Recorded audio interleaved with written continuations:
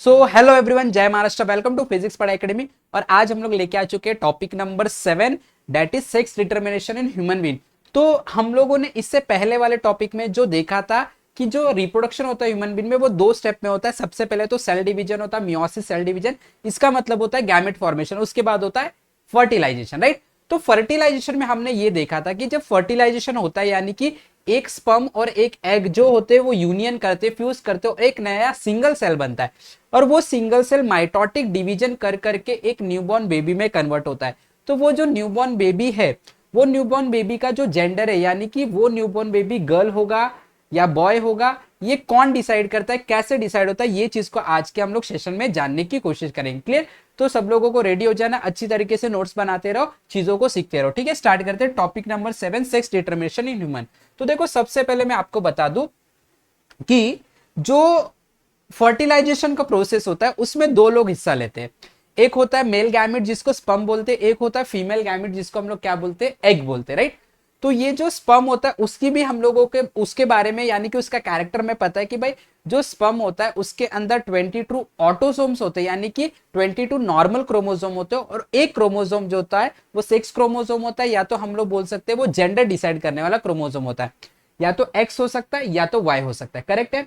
और वहीं पे अगर हम लोग फीमेल गैमेट की बात करें तो उसके अंदर यानी कि एग के अंदर 22 नॉर्मल क्रोमोसोम होते हैं, ऑटोसोम्स जिसको बोला जाता है, और एक जो क्रोमोसोम बचता है जो जेंडर डिसाइड करता है वो हमेशा एक्स होता है, उसमें कोई वाई नहीं होता। But in case of male, in case of sperm, x भी हो सकता है या तो फिर वाई हो सकता है, कोई भी हो सकता है। क्लियर?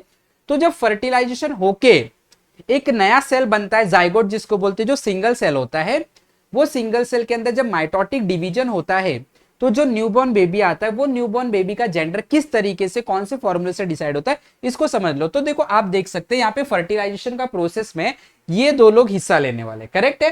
कौन कौन है आप देख सकते हैं, एक मेल गैमेट है जिसको हम लोग स्पर्म बोलते हैं। तो यहाँ पे आप क्लियरली देख सकते हैं ये स्पर्म के पास जो क्रोमोसोम है वो 22 ऑटोसोम्स है, नॉर्मल क्रोमोसोम, और जो बाकी एक सेक्स क्रोमोसोम होता है उसमें से एक्स है, वाई नहीं, क्या है, एक्स है। यहाँ पे एक्स आ गया मान के चलो। और इसका तो फिक्स होता है, ये एग सेल है, फीमेल ओवरी है, तो एग सेल का तो फिक्स होता है 22 ऑटोसोम्स यानी नॉर्मल क्रोमोसोम होंगे, और जो बचा एक है वो एक्स ही होता है। और मेल के केस में एक्स या वाई हो सकता है। तो इस केस में जैसे मैं बता रहा हूं एक्स ले लिया, तो स्पर्म में भी एक्स है और ये भी एक्स है। जब ये दोनों का यूनियन होगा यानी कि जब ये लोग फ्यूज होंगे, तो आप देख सकते हैं जब ये लोग फ्यूज होंगे, ये दोनों, ये स्पर्म और ये एग सेल जब फ्यूज होंगे और इससे जो नया सेल बनेगा उसका माइटोटिक डिवीजन से जो बेबी होगा वो हमेशा एक गर्ल चाइल्ड होगी। क्या होगी? Girl child. ठीक है। तो अगर आप देखोगे 22 प्लस एक्स और 22 प्लस एक्स, तो मतलब इसके अंदर जो सेल जा रहे हैं, इसके अंदर जो क्रोमोसोम जा रहे हैं वो 22 प्लस 22 44 ऑटोसोम से, और एक्स क्रोमोसोम जा रहे हैं। तो इस तरीके से इसके अंदर 44 प्लस एक्स एक्स हो गया। तो इस तरीके से अगर फादर के केस में जो स्पर्म आ रहा है वो 22 प्लस एक्स है, और मदर के केस में 22 प्लस एक्स, जब ये दोनों मिलके फर्टिलाइजेशन करेंगे तो जो न्यूबॉर्न ऑफस्प्रिंग होगा, न्यूबॉर्न बेबी होगा, वो हमेशा एक गर्ल चाइल्ड होगी। क्या होगी? Girl child. अब बात करते हैं नेक्स्ट। अगर मान के चलो ड्यूरिंग फर्टिलाइज, अब फर्टिलाइजेशन में एग तक कौन पहुंचेगा ये कोई नहीं बता सकता है, कोई भी पहुंच सकता है।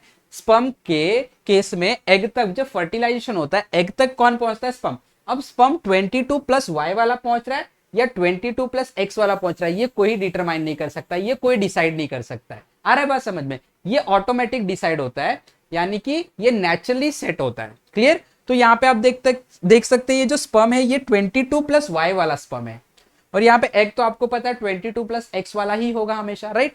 तो यहाँ पे वाई क्रोमोसोम आपको दिख रहा है, सेक्स क्रोमोसोम, और यहाँ पे एक्स है। तो जब इन दोनों का यूनियन होगा यानी कि फर्टिलाइजेशन होगा, जब ये दोनों मिलेंगे तो 22 प्लस 22 और वाई प्लस एक्स, तो यहाँ पे देखो वाई और एक्स उसके अंदर जा रहा है, तो वाई भी और एक्स भी, इसका मतलब वो क्या होगा? एक मेल चाइल्ड होगा। कैसा होगा? मेल चाइल्ड होगा। और इसके पास देख सकते हो आप लोग 22 प्लस वाई, 22 प्लस वाई यानी 44 प्लस एक्स और वाई क्रोमोसोम आ गया। तो इस तरीके से हम लोगों ने समझा कि किस तरीके से सेक्स डिटरमिनेशन होता है ह्यूमन बीइंग में।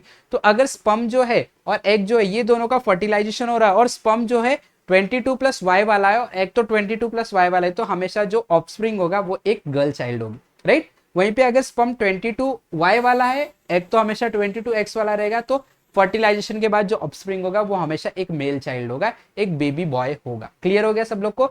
आई होप सब लोग को कॉन्सेप्ट समझ में आ गया। छोटा सा कॉन्सेप्ट था, नेक्स्ट लेक्चर में हम लोग वापस एक इंपॉर्टेंट टॉपिक लेके आएंगे जिसको मेंस्ट्रुअल साइकिल बोलते हैं, वो भी इंपॉर्टेंट टॉपिक्स है from board point of view, तो इसको भी डिस्कस करेंगे। तो आज का लेक्चर अगर आपको समझ में आया है तो फटाक से लाइक करना है, चैनल पे नए हो तो सब्सक्राइब कर लेना, इसी तरीके से हमारे साथ सीखते रहे, जुड़े रहे। Have wonderful day, have wonderful learning, thank you very much.